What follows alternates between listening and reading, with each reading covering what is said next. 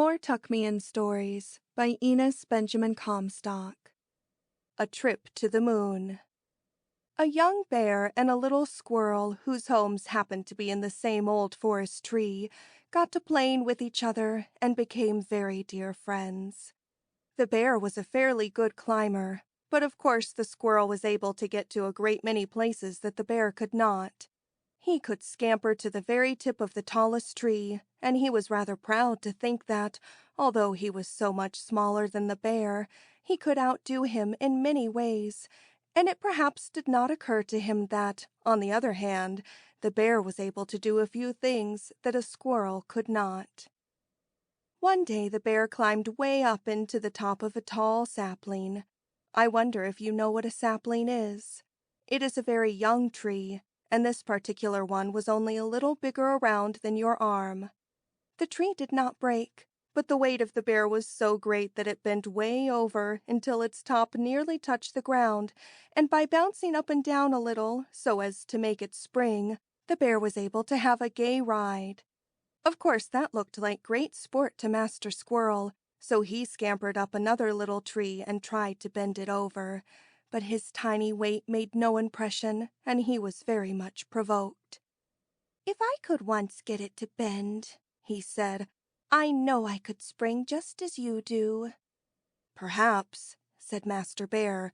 "I'll tell you what we will do. I will climb up and bend the tree over for you, and then I will go back to my own tree." So he climbed up to the top, and sure enough, just as they had thought, the tree bent over very nicely, and Master Squirrel perched himself comfortably where he could bob up and down. When he was all ready, he told the little bear to let go and return to his own tree. But what do you suppose happened the very second the bear released his hold? There was a sharp, swishing sound and a rustle of branches, and the top of the tree shot up into the air so very unexpectedly that I fear the young squirrel never will know just what did happen.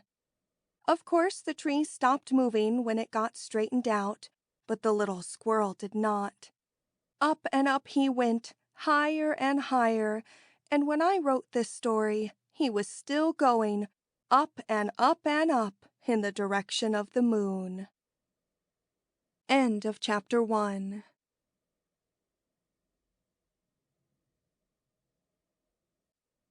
Chapter 2 of More Tuck-Me-In Stories by Enos Benjamin Comstock. Little Joe Gosling.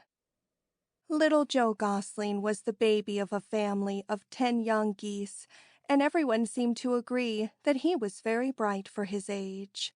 But one day he made a stupid blunder, and it is hard to live a thing of that kind down. So now when folks see him, as like as not, they turn their heads away to hide their smiles and say, "There goes that silly little Gosling boy. Have you heard about the stupid thing he did the other day?" You have not heard it, I am sure, so I will tell you. Because he was her youngest son, and because she was so very proud of him, Mrs. Gosling seldom allowed him out of her sight. But one day he stole away when she wasn't looking, and went for a long walk across the fields. "What a pleasure this is," he said to himself, "not to be watched every minute, or to be told that I must not go here or there. What a lovely time I am having." So he walked on and on. He did not see that the sun was setting lower, and never once thought of turning back. At length he came to a fence. It was made of woven wire, and the mesh was so fine that he could not wiggle through it. "Very well, if I can't get through, I will go around," thought he. So he walked along close to the fence looking for it to end. He walked, but there seemed to be no end. At length he came to a gate, but that was closed, and he could not get through. So he walked and walked some more, until he became very tired. But still he found no end to the fence, and no place large enough to get through. Finally he came again to a gate, and on examining it, he was startled to find that it was the same gate that he had seen before. Then a terror seized him. "I have been walking around in a circle," said he. "I am fenced in. I must have got into some sort of a trap. Oh dear, what will become of me?" Then he thought of pictures he had seen of foxes catching little geese, and he felt sure that he had fallen into one of their awful traps, so he began to cry. His poor little webbed feet were very tired, but he kept on walking and walking. 3 more times he passed the same gate, and then he felt that there could be no doubt about his being a prisoner. Night was coming on, and he was too tired to walk any further, so he just sat down and sobbed aloud. It seemed to him as though he had been there for hours, and it had grown quite dark, when suddenly he heard a sound close to him. His heart almost stopped beating, for he felt sure that it was a fox come to take him. But what was his joy a moment later to see his own dear mother. "Oh, my poor child," she cried, "I have been looking everywhere for you."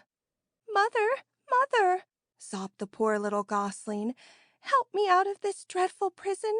I have walked around and around oh so many times, and I can find no way out." Then his mother understood. "Why, you silly little goose," she said, "you have been walking around on the outside of the garden fence. You are not fenced in any more than I am. What a very, very stupid mistake, to be sure."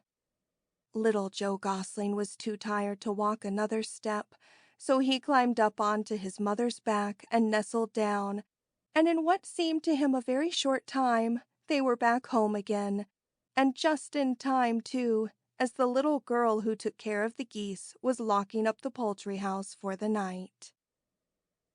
End of chapter 2.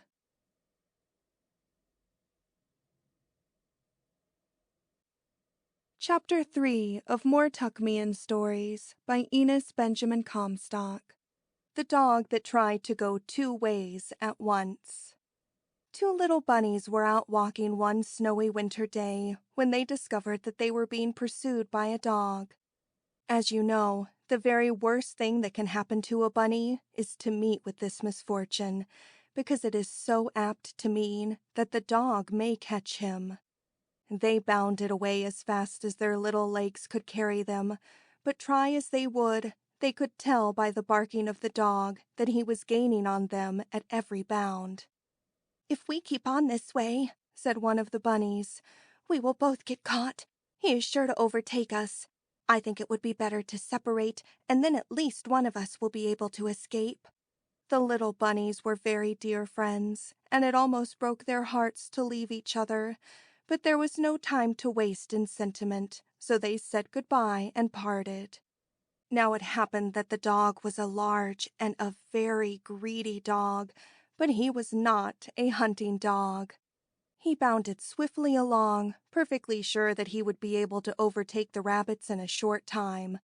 I think, too, that his mind, a good part of the time, was centered on the feast he was to have. "Just think what a treat it will be to have 2 rabbits for one dinner," he said to himself, and the thought made him smack his lips. Suddenly, and quite unexpectedly, he came to a place where the bunnies had parted company, and he stopped abruptly. "Now what is to be done?" said he. "I cannot go both ways, and if I follow one rabbit, it will give the other a chance to escape. I want both of them." He was very miserable. He sat down and thought for some time. "Well, I must decide," he said finally. "I am losing time." So he started to follow the tracks that led off to the right. But he was very undecided. "If I am only to have one," he said, "at least I will have the larger. But how am I to tell that? I know. I am a very clever dog. I will go back to the place where they separated and examine the tracks. Then I can tell which it is." So he turned around and trotted back and carefully studied the footprints. "It is well that I did this," he said, "for it is plain to see that the rabbit that went to the left is much the larger." This settled, he started off in that direction. And what do you suppose the bunnies were doing while the greedy dog was trying to make up his mind which way to go and which was the larger of the two. Running? Of course they were, just as hard as they could run. And by the time the dog had decided which one he wanted, they were both so very far away that he never caught either of them. And you may guess how very happy they were to find each other, which they did in good time. End of chapter 3.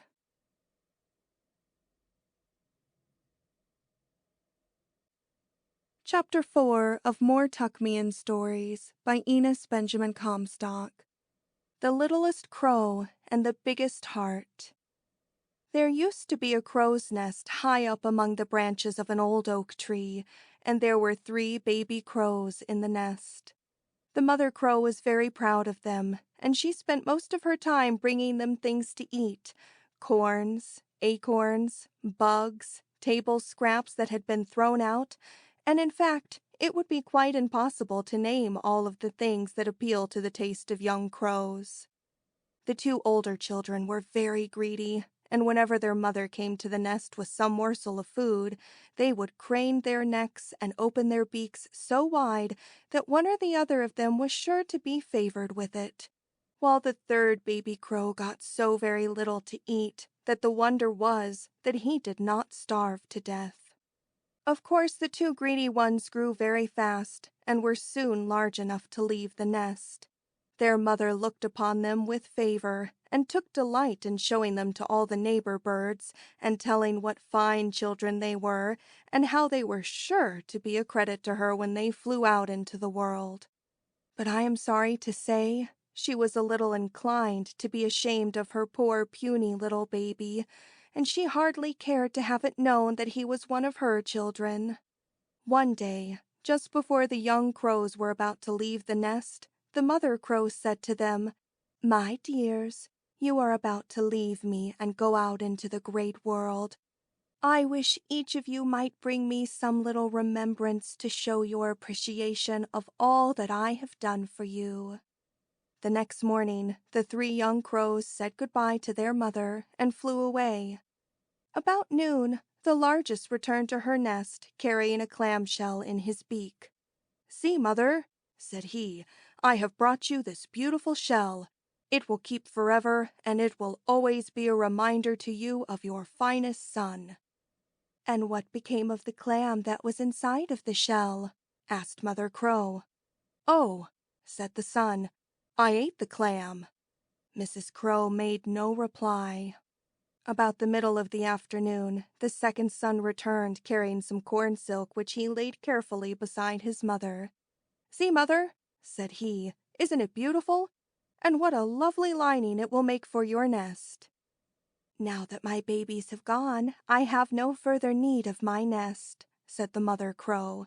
"But may I ask what became of the ear of corn from which you took the silk?" "Oh," said the second son, "I ate the corn." And again the mother was silent. It was late in the afternoon when the 3rd little son returned. He was very tired, and it was with difficulty that he alighted on the bough close to his mother's nest. He carried a morsel of meat in his beak and laid it at her feet. "See, mother," said he, "it was the nicest thing I could find." "But, my child, didn't it tempt your own appetite?" said the mother. "I should think you would have liked it yourself." "Indeed I would," said the little crow. "I got enough of its flavor as I carried it home to be sure that it would be most delicious, and that was the very thing that made me wish to give it to you. You have been so unselfish and have brought us so many good things to eat, and I am sure you would have enjoyed eating many of them yourself. I was only too happy to be able to do this one little thing for you." Tears came to old Mrs. Crow's eyes as she thought of how she had scorned her feeble baby because he did not make so fine an appearance as the other 2. She tried to speak, but her voice was choked. "My dear baby," she said when she finally recovered her voice, "I am very proud of you. It is my wish that you eat the delicacy you so generously brought to me." Then she turned to her 2 larger children and said, I am greatly disappointed in both of you. I have done much for you, and you have shown no appreciation. It meant no sacrifice to you to bring me an empty clamshell after you had eaten the clam, nor to you to carry the corn silk home after having eaten the corn. I am ashamed of both of you, but I am proud to think that I have one baby who understands the virtue of self-sacrifice. End of chapter 4.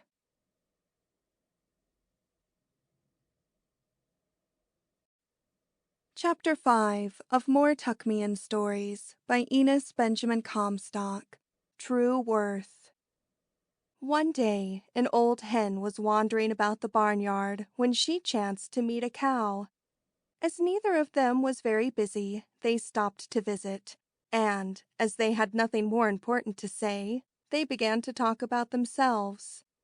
The cow told the hen what a very necessary creature a cow is, and how difficult it would be for people to get along without her, and the hen, in turn, told the cow how valuable she was, and how dependent people were on her. They talked and talked, and finally began a real argument as to which of them was more necessary to mankind. Of course, there were lots of very good arguments on both sides. We would find it quite hard to get along without milk, and I think it would be equally difficult to do without eggs. The argument grew more and more heated, and some of the remarks were quite personal. The cow told Mrs. Hen that if there were no chickens, and she sometimes wished there weren't, people could get along very nicely with ducks' eggs. To this Mrs. Hen replied that she could not understand why anybody kept cows at all, that to her mind, goats were just as useful and far more agreeable. At this unpleasant stage of the argument, a little honey-bee happened along his way to the hive. He noticed that the cow and the hen were very much excited, and paused a moment to learn the cause. "This is perfectly silly," said the cow, "to think that a creature the size of that hen should feel that she is as much needed as I am. I leave it to you, Master Bee, to settle the argument." "Well," said the little bee, "I am busy, and have very little time to settle arguments, but since you have invited it, I will spare just a moment to give you a little advice. You are arguing a very foolish question, and I would not pretend to decide it. We are all put here for a purpose, and it matters not whether we are as large as a cow, or as small as a hen, or," and he looked very serious, "as tiny as a honey-bee. We need not argue as to which of us is most necessary. The thing that should concern us is how well we perform the duty that we were put here to fulfill. Give your milk, Mrs. Cow, and you, Mrs. Hen, continue to lay eggs, and I myself will be content to gather honey." End of chapter 5.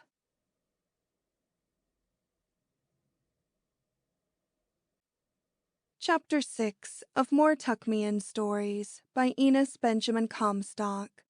Saved by His Wits.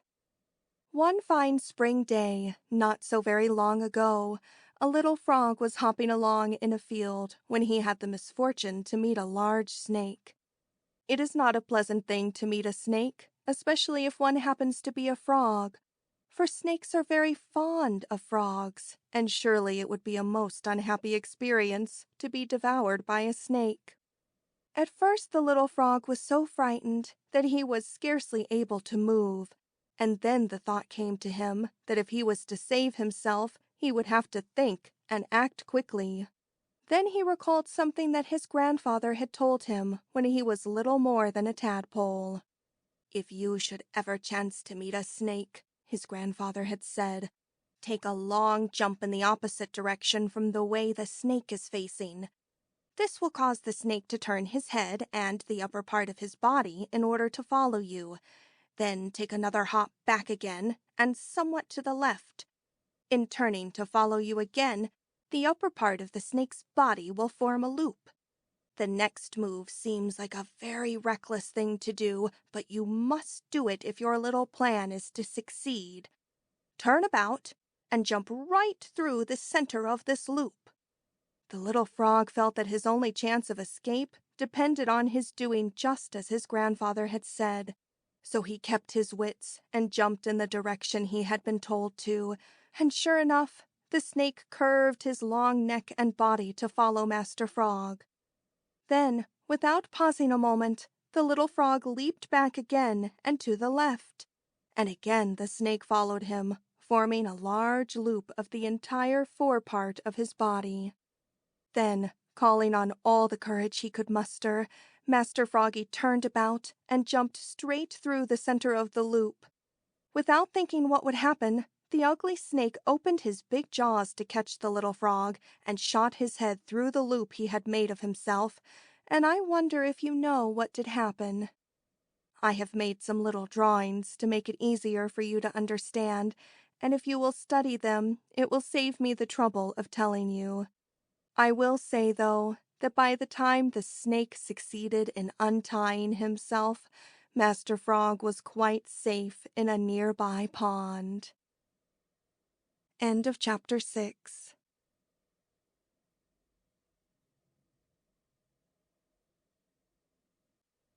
Chapter 7 of More Tuckmean Stories by Enos Benjamin Comstock. The Coming of Dawn. Have you ever been in a camp in the heart of a dense woods? If you have, and if you happen to be awake just at the first peep of dawn, perhaps you have heard the chorus of hundreds of birds, for that is the time they choose for their big concert of the day. This is a story about a young jay and a very silly remark that he made. The note of the jay is not really song, but just a single long cry. And as this little jay was just learning to sing, his note was little more than a squawk. One day he had planned a long trip and wished to rise very early in the morning. So he awoke about an hour before daylight and began his unpleasant cry. He kept it up for a long time and finally succeeded in waking all the birds in that part of the forest. Of course, they did not like the idea of being aroused long before it was time to get up, and some of them were quite angry. An old crow, who was naturally a late sleeper and very much out of patience at being awakened, spoke to him and asked what he meant by disturbing them. "Why," said the foolish little jay, "I thought we sang to bring the dawn. The daylight always comes when we begin to sing, and I wanted it to be light so that I wouldn't have to travel in the dark."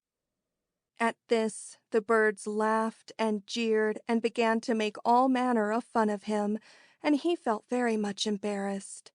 But a lovely little thrush who had a sweet song and a tender heart flew to him and said, "Child, that was not such a silly mistake to have made. The dawn does come about the time we begin our morning songs, but it is not our singing that brings the day. The coming of dawn is part of the greater plan. It is the first peep of daylight that wakens us, and we sing to welcome it, and because it makes us happy. But our singing does not bring the day." End of chapter 7.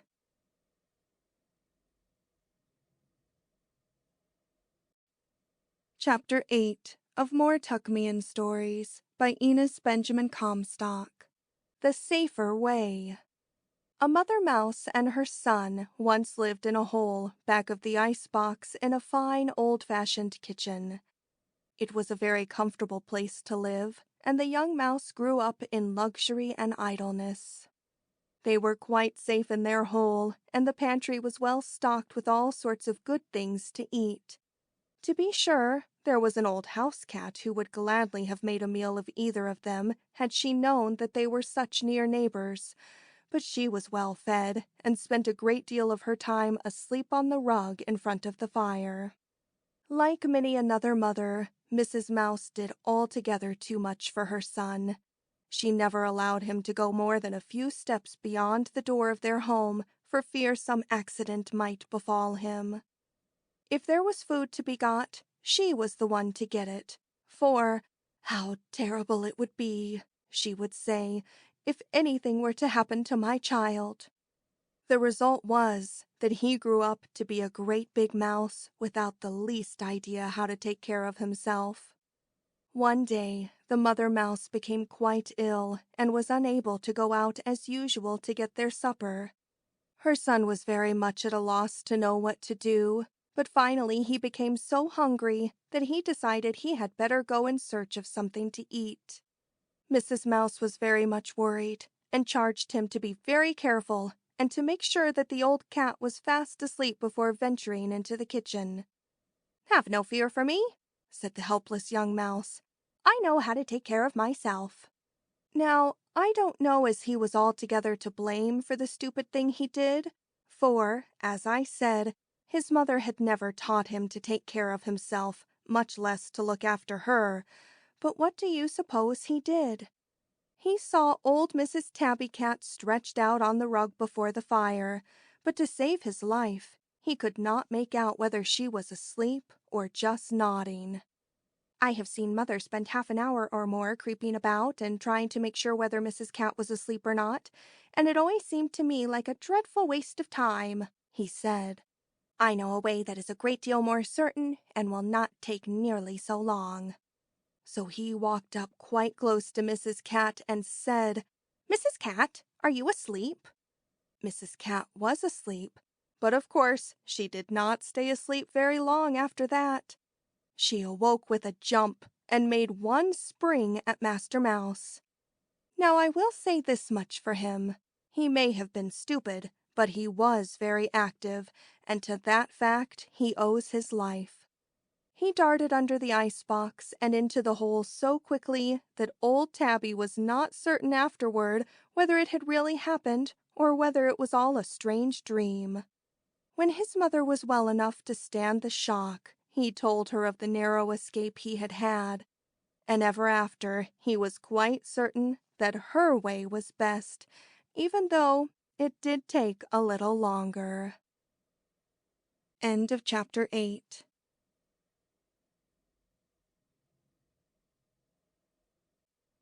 Chapter 9 of More Tuckmean Stories by Enos Benjamin Comstock.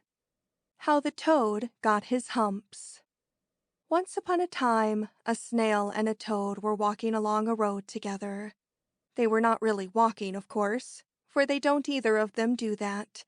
The toad hops and the snail creeps. This made it rather difficult for them to keep in step.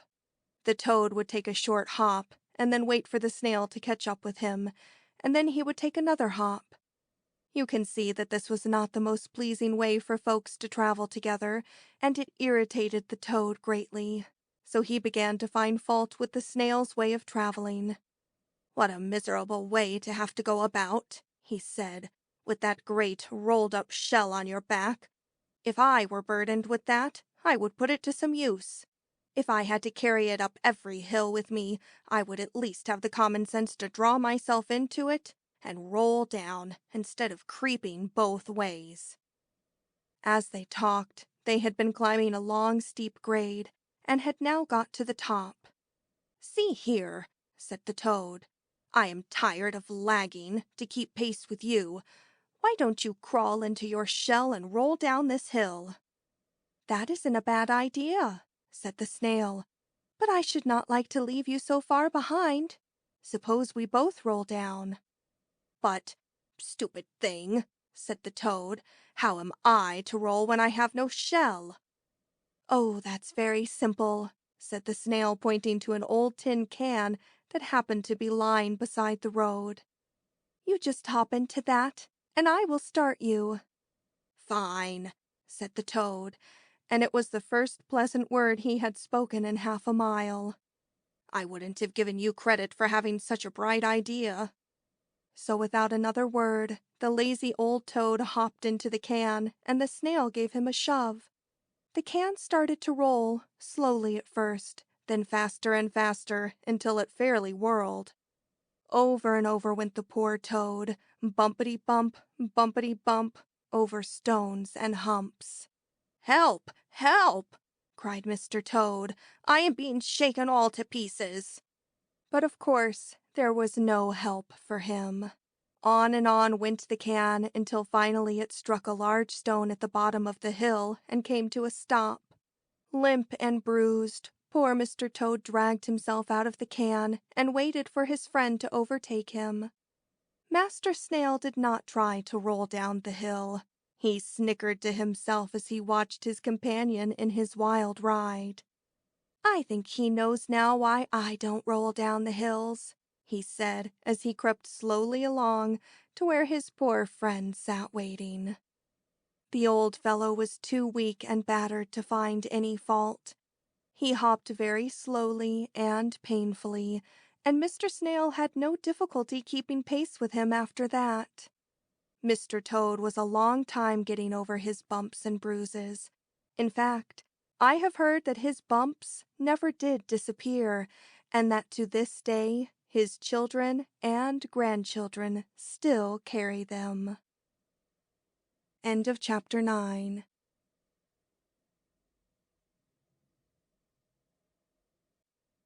Chapter 10 of More Tuckmean Stories by Enos Benjamin Comstock. Little Nero. Bow wow wow! It was a tiny piping bark that could not possibly have frightened anybody, and old Tabby, who happened to be the one that was barked at this particular time, did not even so much as turn her head to show surprise.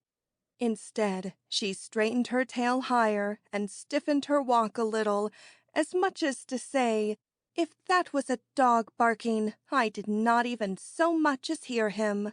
Now, if there is one thing that makes a dog feel worse than another, it is to bark and not be noticed. Nero was a fuzzy little Newfoundland puppy, so soft and shaggy that he looked as much like your teddy bear as anything I can think of, but he did not know what a cute little object he was and felt very important and grown up.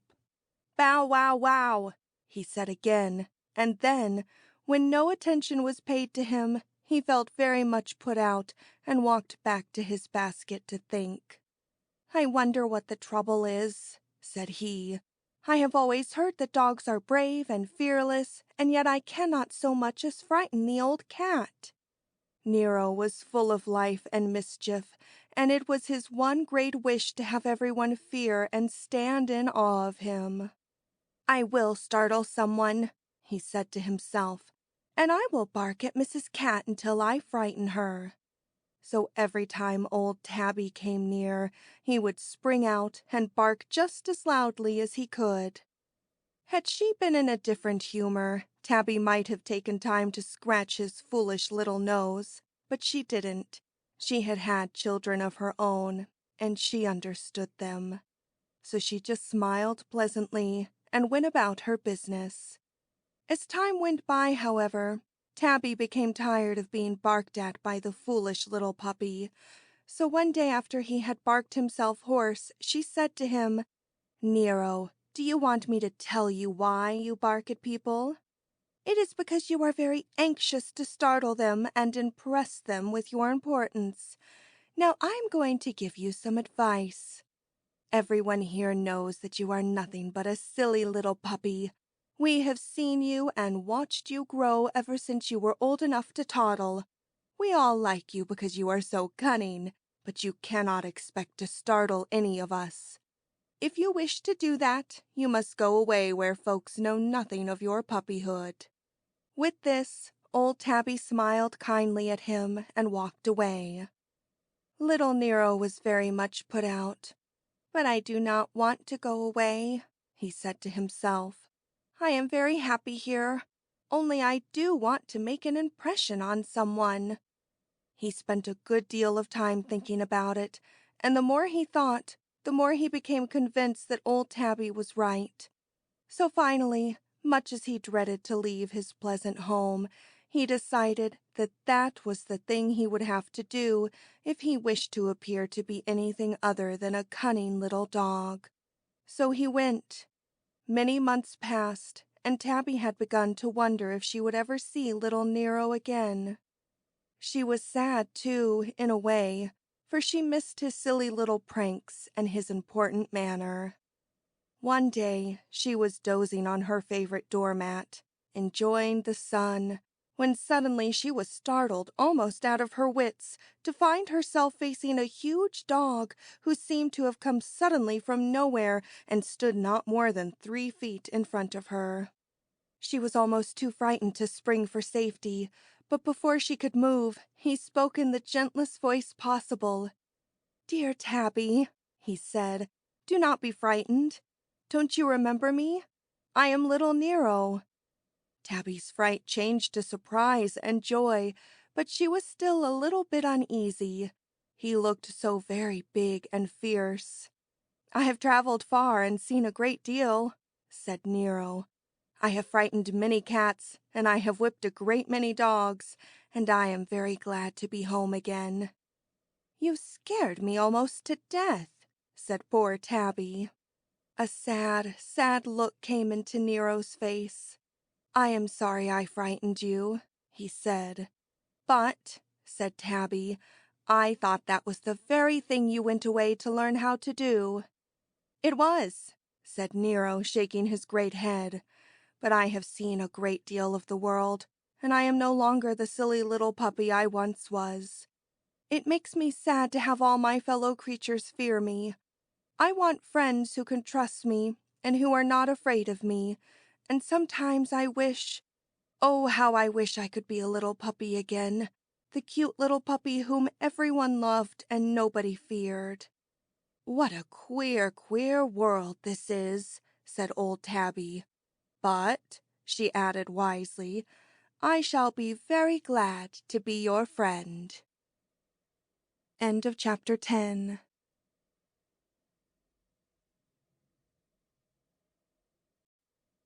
Chapter 11 of More Tuckmean Stories by Enos Benjamin Comstock. A Trip to Nowhere. One day, a little bunny was hopping along through the woods when he came to the edge of a brook. "Now what am I to do?" thought he. "I cannot hop across this stream." This made him quite unhappy, so he sat down on the bank to think. "Well," said he at length, "I have great patience. Surely the brook cannot flow on forever. I will stay here until it passes by." But the brook did not pass by. Day after day the water came, and day after day the bunny waited. At length he came to realize that the stream would never pass, so he put his wits to work on another plan. "I know," he said finally. "This brook must certainly end somewhere. I will go to the place where it ends, and there I will be able to get to the opposite side." So he hopped a long way in the direction the stream flowed, and after many days came to the end of the brook. But the brook flowed into a great river, and there was no possible chance of crossing that. "Well, well," said Master Bunny, "this is discouraging. But there is another thing I can do, and I will not be content until I have done it. I will travel to the place where the brook begins." So he started off and hopped, day after day, day after day. He had traveled many miles and was very weary, so he sat down to rest. While he was sitting there, a tiny chipmunk crept out from his home among the rocks and greeted him. "Where are you going?" said he. "Oh," said Master Bunny, "I am very blue and discouraged. I am trying to get across this stream, and I have done everything I can think of, but there seems to be no way. Oh dear, what shall I do?" The chipmunk scratched his little forehead with his paw for a moment, and then asked, "Why do you wish to get across the brook?" A strange expression flashed across Master Bunny's face as he replied, "Why, I don't really know. To tell the truth, I hadn't thought of that. I was just hopping along when this brook came flowing by directly across my path, and it seemed to me that, in order to continue on my way, I would have to cross the brook." "That is quite true," said the little chipmunk. "But if I were you, and had no better reason than that, I think I would be content to stay on this side." End of chapter 11.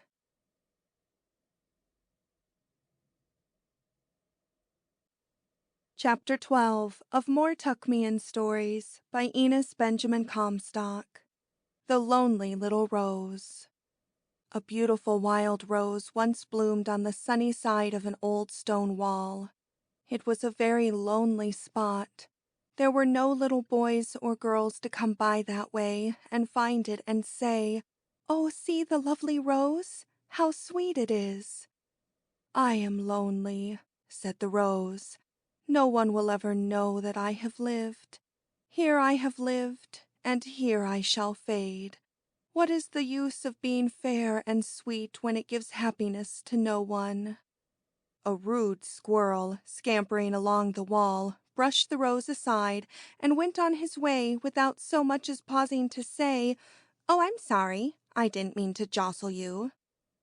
The gentle June breeze came and kissed the rose, took some of its sweetness, and passed on.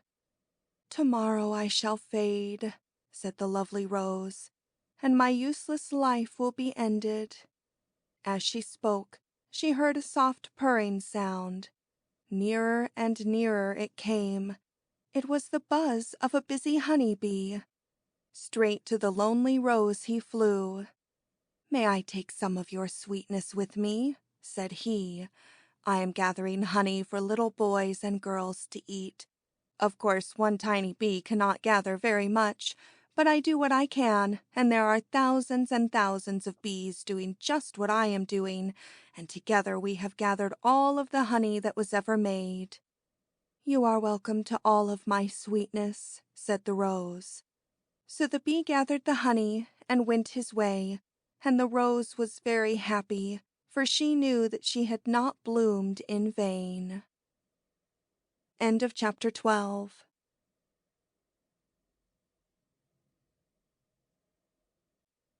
Chapter 13 of More Tuckmean Stories by Enos Benjamin Comstock. The Flying Lesson. This is a story about a little raccoon who had a very active mind and a rather lazy body. He was not content to run about on the ground and climb trees and bathe in the brooks. He wanted to fly. Walking is tiresome, and climbing is real work. It must be very restful to go sailing through the air with nothing to do but to move your wings occasionally. He would lie on his back for hours looking up at the sky and watching the birds as they flew by. One day he saw a real airplane sailing along high, high in the air. How beautiful it was, and what a thrill Master Raccoon felt as he gazed at it. Then the thought came to him, "If men can fly, there is no reason why I should not." He spent a good deal of his time thinking about it, and finally an idea came to him. "I know what I will do," said he. "The next time we have chicken for dinner, I will ask Mother to let me have the wings." Not long after this, the raccoon family did have chicken. It was a fine young fowl with a pair of beautiful red wings, and Master Raccoon was so delighted when his mother told him he might have them that he scarcely ate a bite of dinner. He asked to be excused before the meal was finished, and set about fastening the wings onto his back just below the shoulders with some pieces of string and a belt. He arranged it so that by pulling on the ends of the strings, he was able to move the wings up and down like a bird. But when all was ready and he attempted to fly, what was his surprise and disappointment to discover that, try as he would, he could not so much as raise both feet from the ground. While he was pondering over this and wondering what the trouble was, an old crow came along and lighted on a nearby tree. Master Raccoon was so deep in thought that he did not see old Mr. Crow turn his head away to hide a smile. Mr. Crow was none too friendly with the raccoon family, and it would have been well for the little raccoon had he remembered this, but he did not, and he took all of the old crow's advice in good faith and without the slightest question of doubt. "I have been flying a number of years," said Mr. Crow, "and I know from my own experience that it is a very difficult thing for even an expert flyer to take to the air from the ground. I almost always alight in the upper branches of some tall tree, and then, when I wish to fly, all I have to do is flap my wings and drop down a little just to get a good start, and then away I soar." All of this sounded very reasonable to the young raccoon, and he felt perfectly sure that he would have no further trouble if he did as the crow suggested. So he climbed to the very top of a tall tree. It was hard work, for he was not used to climbing with wings, and they kept getting in his way. But finally, all was ready, and he spread the chicken wings out, just as he had seen birds do, and then let go. There was a rustling of feathers and a flapping sound, and then a crash, crash, bumpety bump, as poor Master Raccoon tumbled down, down, down, through the branches of the tree, and finally struck the ground with a hard thump, tangled pieces of string, wings, feather and all, for you know, and I know, and we might have told Master Raccoon that he would surely come to grief. Fortunately, he was not badly hurt, but he was very much shaken up, and it was some time before he managed to gather himself together and untie the wings, for he had no more wish to try to fly. As he started off for home, he heard a caw, caw that sounded very much to him like a laugh, and he looked up, and looking up he saw the old crow flap his wings and sail away far up into the sky. "I think that old crow knew that my wings wouldn't work and was playing a joke on me," said Master Raccoon indignantly. "And I think he was right. Don't you?" End of chapter 13.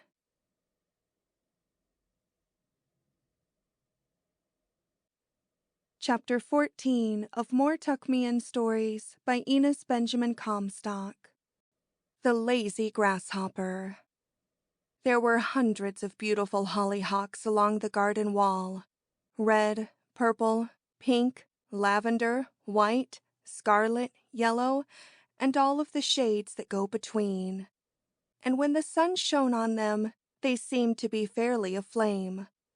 Of course the bees found them, and they knew that it was the very best place to come for honey. So they gathered all that they could carry, and then flew back to their hives and told other bees about the wonderful hollyhock blossoms. And the other bees returned with them to the hollyhock garden for more honey, and so it went on, day after day. The busy little bees buzzed here and there among the blossoms, trying first one and then another, just as you do sometimes when you have a whole box of candy all at once. Sometimes a bee going into the heart of a blossom would meet another coming out, and they would almost bump into each other, but then would turn aside just in time and go hurrying on their way. A lazy old grasshopper sat on a tall blade of grass watching them. All through the long hot day he sat there, deep in thought, and not so much as moving a leg or turning his head. Late in the afternoon, when he was sure that he had given the matter enough thought, he called one of the bees to him. The bee was not at all anxious to stop her work just to listen, for she had planned to make 2 more trips to her hive before dark. But she did not like to be impolite, so she stopped for just a minute. "I've been watching you silly bees all day," said the old grasshopper. "And do you know that you waste a great deal of time simply because you have no system? Sometimes as many as 20 of you will go into a single blossom in less than an hour. If you managed rightly, each one of you would be assigned to a separate flower, and you would not waste time going to the same blossom." The little bee listened patiently until the grasshopper had finished, and then she said, "Each one of us gets some honey from every blossom we visit, and it is the correct way to gather honey. As for the amount of work we accomplish, I have made 20 trips to my hive today and have taken all the honey I could carry on each trip, and most of my companions have done as well. May I ask how much work you have done?" I don't know whether or not the old grasshopper made any reply, but I did see him gather his 2 long legs up so that they looked like V's turned upside down, and then he gave a great hop, and the little bee went on about her work. End of chapter 14.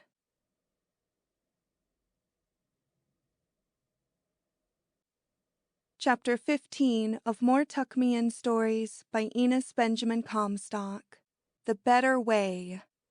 Little Teddy Bear was very fond of blackberries, and every day during the berry season he and his mother would take their baskets and go to the blackberry thicket and pick until their baskets were full. Then they would return to their home in a cave under some great rocks, and when dinner time came they would each have a nice heaping dish of berries. But I am sorry to say little Teddy was very greedy, and the berries did taste so good that he got into the habit of putting them into his mouth instead of the pail. "They taste so good," he said to himself, "and anyway, Mother will pick all that we need for dinner."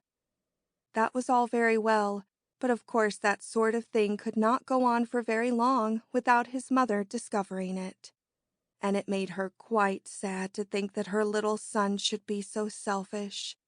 So she decided that she would have to teach him a lesson. One day they went to the berry patch as usual, and, as usual, Teddy ate all the berries he picked.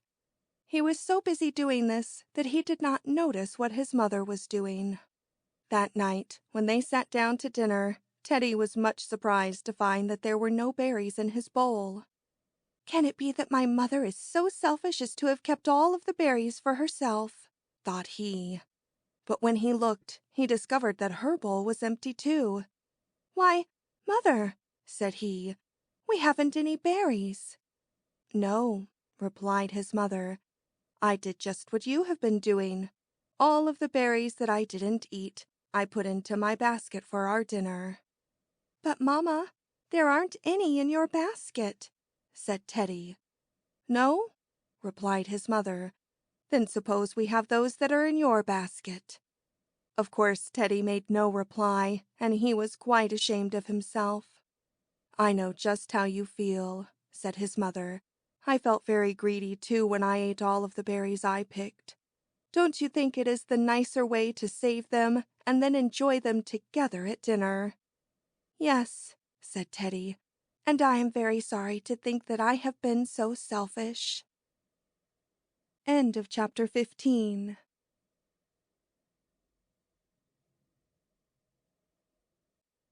Chapter 16 of More Tuckmean Stories by Enos Benjamin Comstock. Getting Out of a Hole. One dark night, Mr. Frog and his little son went out for a walk, or I suppose it would be more proper to say for a hop. It was such a very dark night that they could not see the length of one good hop ahead of them, and that was why they chanced to meet with an accident. Young Master Frog happened to be just half a hop ahead of his father when he dropped right into a deep hole. He was not hurt one bit, but the sides of the hole were very steep, and he found the work of jumping back out very difficult. Every time he tried, he would slip back just half as far as he had hopped. With the aid of several friendly fireflies who were passing, they were able to see that the hole was about 6 feet deep, and at each leap Master Frog would go about 1 foot and slip back half that distance. "Cheer up," said his father. "It will take you just 11 jumps to get out of the hole." "I don't see how you figure that out," said his son, for he prided himself on being particularly bright at arithmetic. "Try it and see," said his father. So the young frog hopped a foot and slipped back half a foot, and he hopped another foot and slipped back another half a foot, and so on. "I am gaining just half a foot at each hop," said he, "and if the hole is 6 feet deep, it will take me just 12 jumps to reach the top." But there was one thing he did not think of. I wonder if you know what it was. The 11th hop took him to the top of the hole, so of course he didn't slip back that time. "Well," said he with an embarrassed smile, "I didn't think of that. Anyway, I am glad to have got out of the hole." End of chapter 16.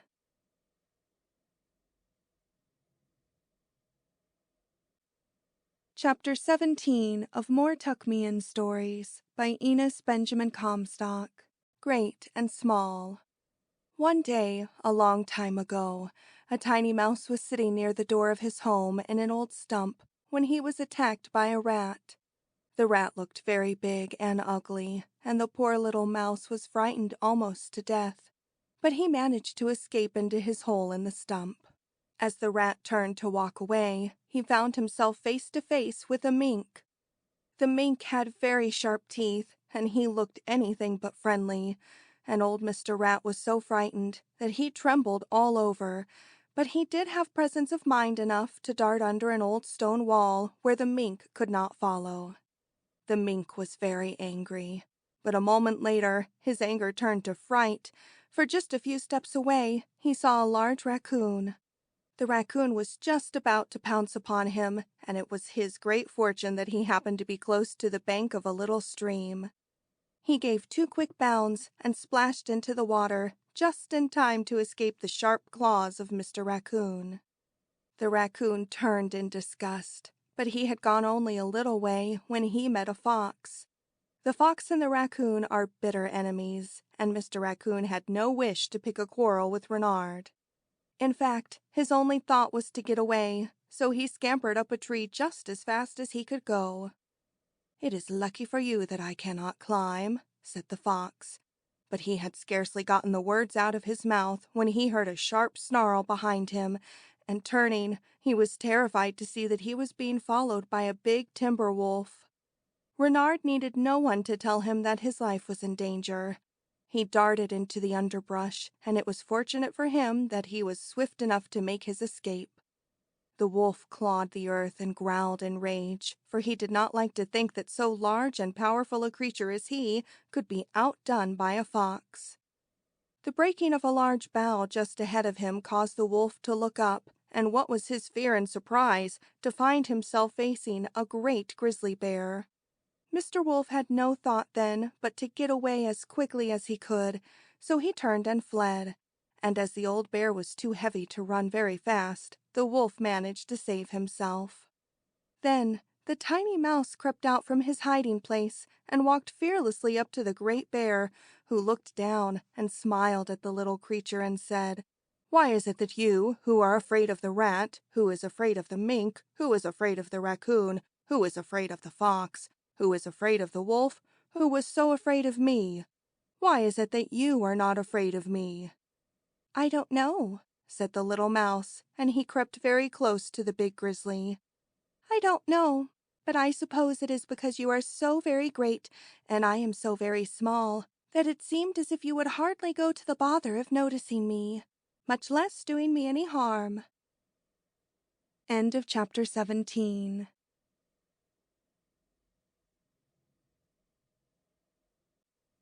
Chapter 18 of More Tuckmean Stories by Enos Benjamin Comstock. The Careless Dragonfly. One lazy summer's day, a gay dragonfly sailed over the water and alighted on the prow of a boat that was moored to a post.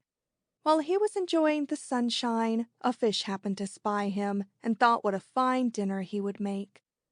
The fish darted out of the water and tried to catch him, but the dragonfly was just high enough to be safely out of reach, and Mr. Fish splashed back into the water again without having got his prey. Now, the dragonfly was a little bit like some people I know. He loved to tease.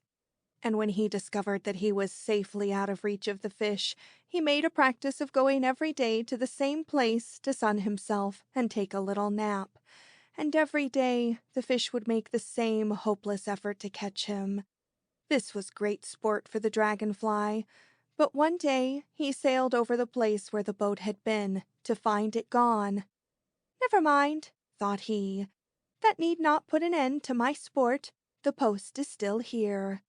So he alighted on the post, taking great care to choose a spot a safe distance above the water.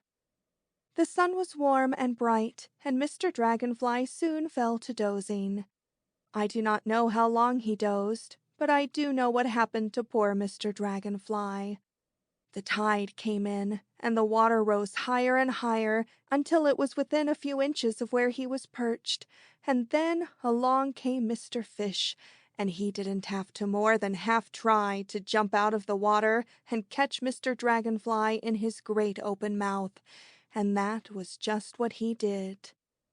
It is a very good plan for dragonflies, and for little children too, to be careful what kind of places they select for their naps, isn't it? End of chapter 18.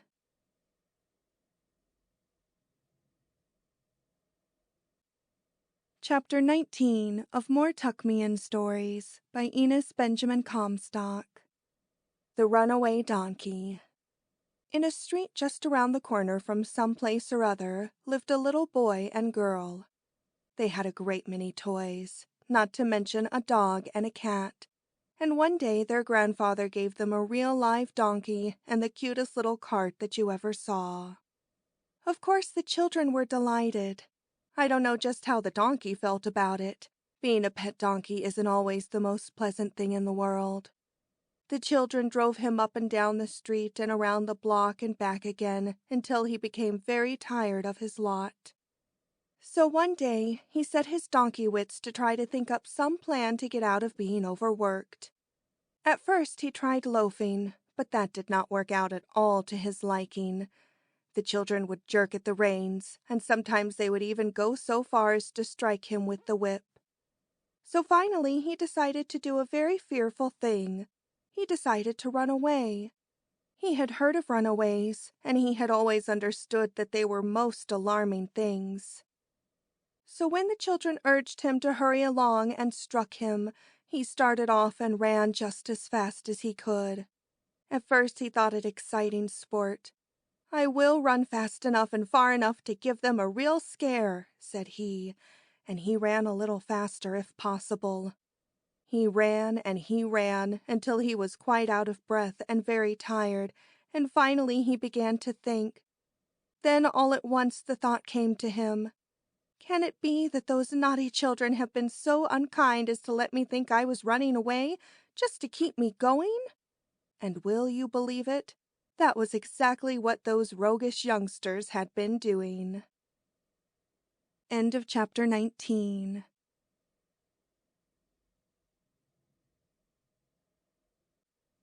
Chapter 20 of More Tuckmean Stories by Enos Benjamin Comstock.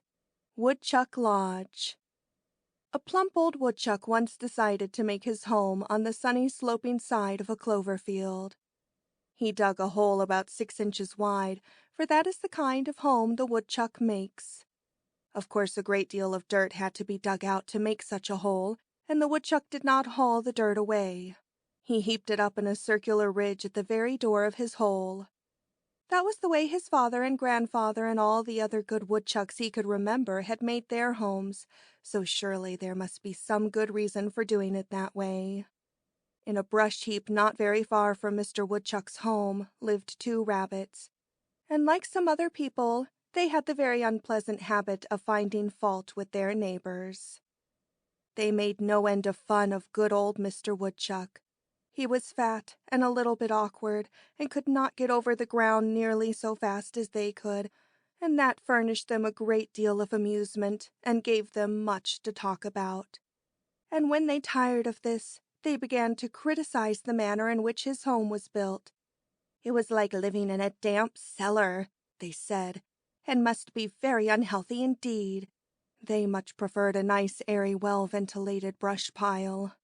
And if he did have to dig a hole in the ground to live in, why on earth didn't he haul that unsightly mound of earth away from his door? They were the ones who had to look at it. And it certainly was not beautiful. So they talked, and many of the remarks were made so loud, and in such a way that old Mr. Woodchuck could not help hearing them. But he pretended not to hear, or laughed it off in his cheerful way. The warm, sunny summer passed, and October came with chill autumn rains. My, how hard it rained! The brush pile was a very poor shelter, and the 2 saucy rabbits were soon drenched to their skins. "This is not so very pleasant," said one of them after they had stood it about as long as they could. "Let's go over and pay old Mr. Woodchuck a little visit," said the other. "Perhaps it is dry over there, and he will never suspect that we came to get out of the wet." That seemed to be a good idea, so the two bunnies hopped across the wet field to Mr. Woodchuck's home and told him that they had come for a little visit. "I am very glad to see you," said good old Mr. Woodchuck with a sly wink. "But before you come in, let me explain to you just why I left the dirt heaped about the door of my home."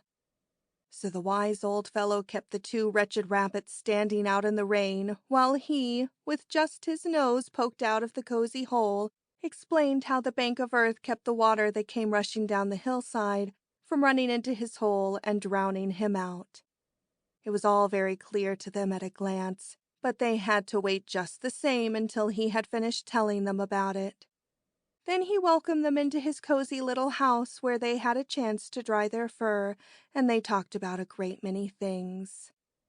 Do you think they ever again made fun of the way in which he had built his house? It is not always wise to ridicule the way a thing is done, simply because you don't understand it. End of chapter 20.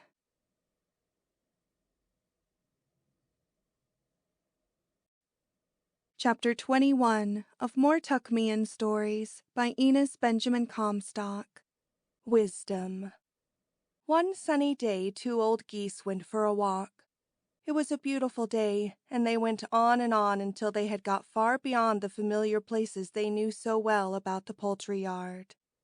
Finally they came to a crossroad, and they were at a loss to know which way to go to get back home. Now these 2 foolish old geese were very well satisfied with themselves, but they really knew less than nothing. There was a signboard with a hand that pointed down one way and the words that told where the road led to, and there was another hand that pointed the other way and told where that road went. But as neither of these old geese could read a word, the hands did not help them one bit. "How perfectly silly it is to have the hands point in different directions," said one.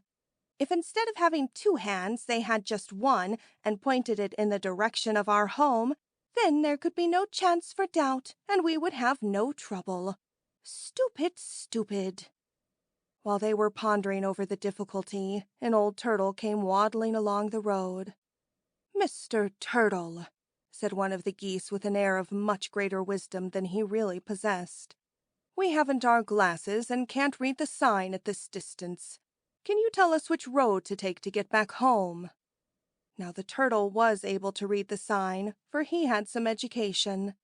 But he knew only his own language, so he just smiled and tipped his hat politely and told them that he couldn't understand them, and passed on. "What a very stupid creature!" exclaimed the geese indignantly. "He can't understand us, and he can't talk so that we can understand him." Then the 2 old geese went on their way, quite satisfied with their own wisdom, and wondering how anyone else could know so little. End of chapter 21.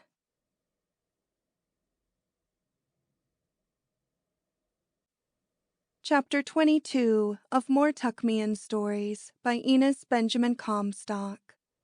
1 kernel of corn. 3 little rats were playing in an old bushel basket back of the barn one fine spring day, when they happened to spy a kernel of corn wedged in between the wickers at the bottom of the basket. It was not a difficult matter to get it out, but the real trouble arose after this had been done. Which of them was to have the prize? They had all seen it at about the same moment, but they had each had a hand in releasing it from the wickers. The idea of dividing it into 3 parts seemed altogether too foolish for words, as there is little enough to a kernel of corn, let alone dividing it. None of the 3 would think of giving up his claim to the whole kernel, and the argument was becoming quite serious when Mrs. Rat, who happened to be under a box a short distance away, heard the wrangle and came out to settle it. "See here, my children," she said when she had learned the cause of the trouble. "There is not enough to a single kernel for one of you to worry about, let alone 3. What I am about to do may seem very foolish to you now, but perhaps later on you will see the wisdom of it." So saying, she dug a little hole about an inch deep in the ground close to the old stone wall, placed the kernel in the hole, and covered it up very carefully. The children were not at all well pleased when they saw her do this, and they thought it very unreasonable. A week passed, and the kernel had been quite forgotten. Then one day, little Soft Paw, the youngest son, came running quite out of breath to where his mother and the other two brothers were busy gnawing at the roots of an old tree. "Mother, mother," said he, "there is a tall green plant growing out of the very spot where you buried the kernel of corn." Mrs. Rat smiled, but did not seem so surprised as her son. "Do not disturb it," she said. "We will watch it grow from day to day, and perhaps something wonderful will come of it." So every day they went to look at the strange tall plant that had appeared so mysteriously, and each day the plant was noticeably taller, until at the end of the month it looked to the little rats like a great green tree with wide waving branches that hung down like giant spears of grass. And then one day, when it had got so very tall that the poor little rats almost had to break their necks to look up at the top, they discovered it had branched out into a beautiful tassel. "How very lovely!" they exclaimed. "Yes," said their mother, "it is lovely, but I see something that is even more remarkable." Then she pointed out to them a large green swelling that had grown out close to the stalk of the plant just above one of the leaves. "Let us look for more of them," said her oldest son. That was a good idea, and in a very short time they had discovered that there were 4, and that there was a very queer bunch of something that looked like hair sticking out of the end of each. "Those swellings," said the good mother, "are called ears. We will wait a few days and see if they get any larger." So they watched the ears from day to day, and sure enough, they did grow longer and fuller, until finally each one was as large as one of the rats. "How fortunate that there are 4 of them, one for each of us," said the good mother. "They are all done up in beautiful green wrappings, and we will not undo them until just before Thanksgiving." The 3 little rats found it very difficult to wait, but there was nothing else to do, so they made the best of it. Then one day in the autumn, when the long green leaves were beginning to change to a beautiful tan color, Mrs. Rat said, "Tomorrow, if it is a nice day, we will undo our packages." You may imagine how difficult it was to wait another whole day, but they did. And the next morning the sun rose bright and clear. Mrs. Rat gnawed at the great stalk just above the ground until it began to sway back and forth in the breeze and finally fell with a rustle and crash. Then each of the rats ran up and began to tear the wrappers off his bundle. And what do you suppose they found inside of them? Well, they each found a beautiful long ear of corn with rows and rows of the loveliest golden kernels you ever saw. "How very wonderful!" said the children. "Yes," replied Mrs. Rat, looking very wise indeed. "And only think that it all came from one little kernel we buried here last spring." "I am going to save 2 of my kernels to plant next year," said Little Sharp Claw. "And so am I," said both of his brothers. And then they all sat down to a feast. End of chapter 22.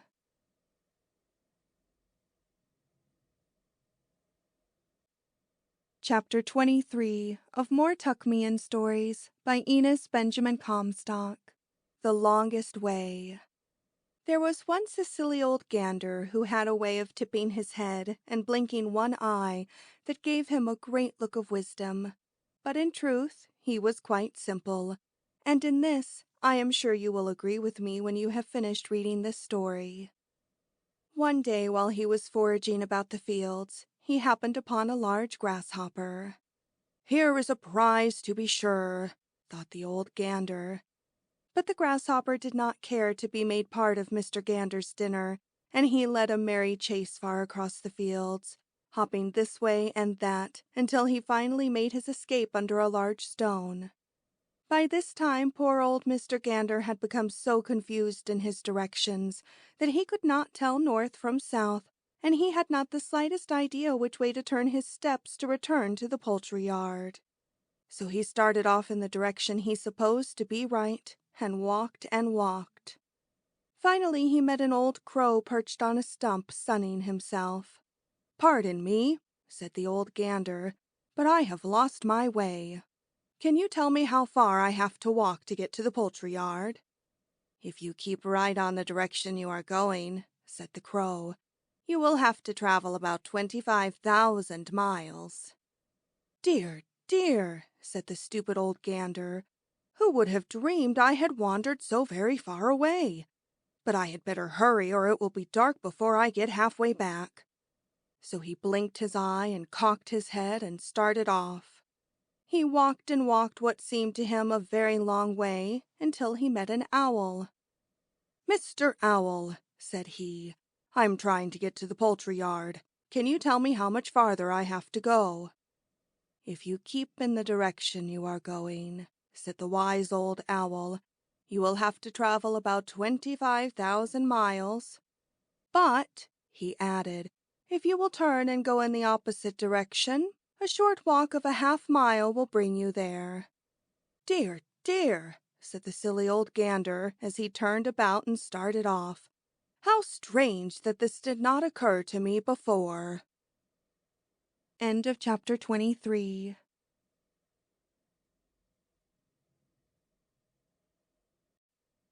Chapter 24 of More Tuckmean Stories by Enos Benjamin Comstock. The Absent-Minded Little Pig. This is a story about a very little pig, but it might just as well have been a little boy or girl. This little pig lived with his mother in a tiny hut way down at one end of the barnyard. One day he asked his mother if he might go over and visit another little pig who lived some distance away in another corner of the farm. "You may go," said his mother, "but I think you had better take your raincoat and rubbers. It looks to me very much as though it might rain," and she cast a knowing eye up at a big black cloud directly overhead. "All right, mother," said the little pig, and he ran and got them and started off. Sure enough, it did rain, and it kept on raining all afternoon. "How thankful I am that I had him take his raincoat and rubbers," said the good mother, as she stood looking at the big drops beating against the window. Late in the afternoon, just when there was a particularly heavy downpour, the door opened and in walked Master Piggy.